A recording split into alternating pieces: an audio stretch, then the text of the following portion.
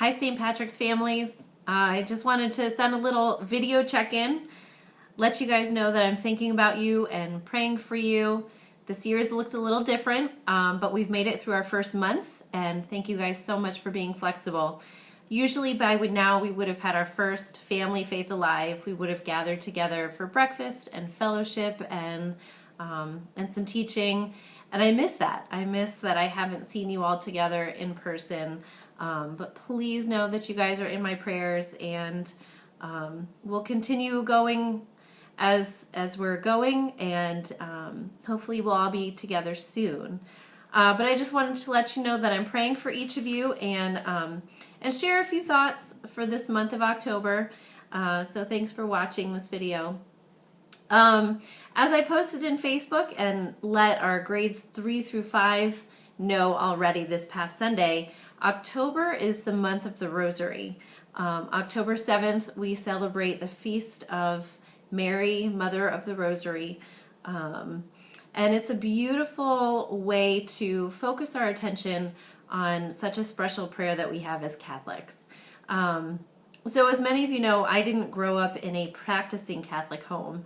You know, we checked all the Catholic boxes and went to Mass most Christmases and Easters, and I completed my sacraments, but we really didn't talk about the faith in my home. Everything was left to Sunday school, and that was kind of that. I received my first rosary from actually my future sister-in-law. She gave me a blue rosary for my first communion, but I didn't really understand it. I didn't know what to do with it. I tried to wear it as a necklace and then put it in my jewelry box and didn't really pull it out again. I thought the rosary was something that nuns prayed, and it was left to them, and it wasn't something that I needed to worry about.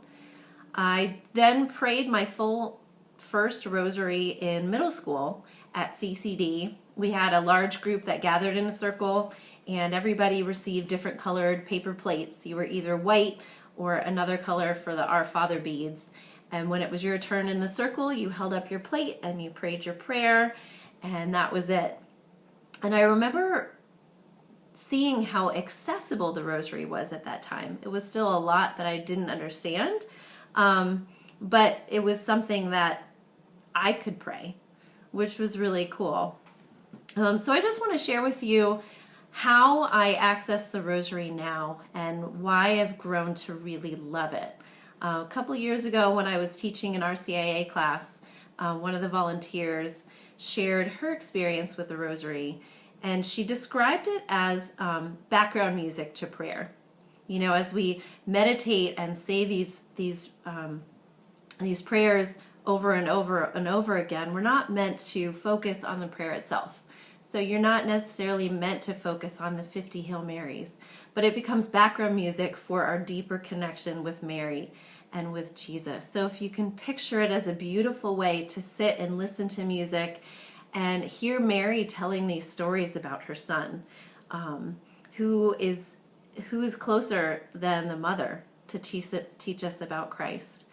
So it's through Mary that we learn about her son.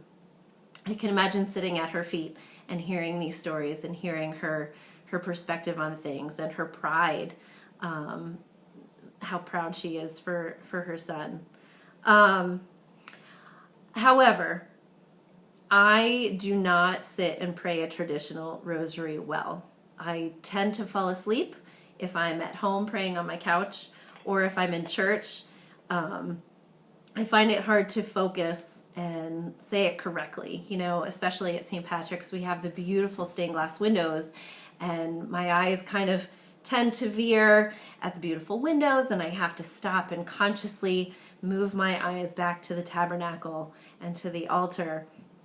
So I found a way that for praying the rosary that works well for me. You see, I'm in my sweats. Will and I went for a walk this morning, and I love to pray when I walk. I found that the rosary works really well for me when I'm walking. Especially, I can use the prayers, the Hail Marys and the Our Fathers, along with my footsteps. The rhythms go together. So I leave my street and I start my prayers and, say the Apostles' Creed and then the 3 Hail Marys for faith and for hope and for love. And then I don't necessarily pay attention to what mysteries are called for on that weekday. Instead, I choose mysteries that are speaking to me at that time. If I know a lot of mothers with young children or a lot of pregnant women, I might focus on the joyful mysteries for that day. Yesterday I was walking and really felt close to the human side of Christ and the fact that Jesus walked with us for 3 years as he ministered, and I prayed the luminous mysteries, looking at those mysteries where Jesus shows us that he is the Son of God. So with each mystery, I say the mystery in my head, because if I were to say it out loud, my neighbors, might look at me like I'm a little crazy. But I say the mystery in my head, and then the Holy Spirit helps me see who might need prayers along with that mystery. For example, the second luminous mystery is the wedding at Cana. So that first time that Mary says, "Okay, son, go out, start your ministry," and tells the servants, "Do whatever he tells you." So I prayed for all those mothers out there who are looking for courage to give their children out to the world and say, "I've loved them. God, it's your turn. Use these children to do your will." And then I start my prayers and go through.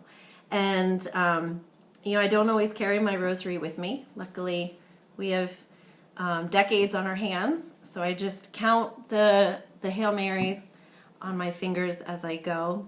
I lose count a lot, and that's okay. I go back to the last number I remember. But I just pray this way. It takes a little longer as I pray and meditate and think, but these rosaries are usually about a half an hour long, so I'll loop through my neighborhood. The beautiful thing about the rosary that I love is, yes, there is a proper way to pray it, but for me, I think Mary wants to connect. Mary wants to use the prayer to teach us about her son, to teach us about his love for the world and his sacrifice for the world. So yes, there is a right way, but I don't think there's just one right way to pray this prayer. So I encourage you all this month, especially, the beautiful children in our program.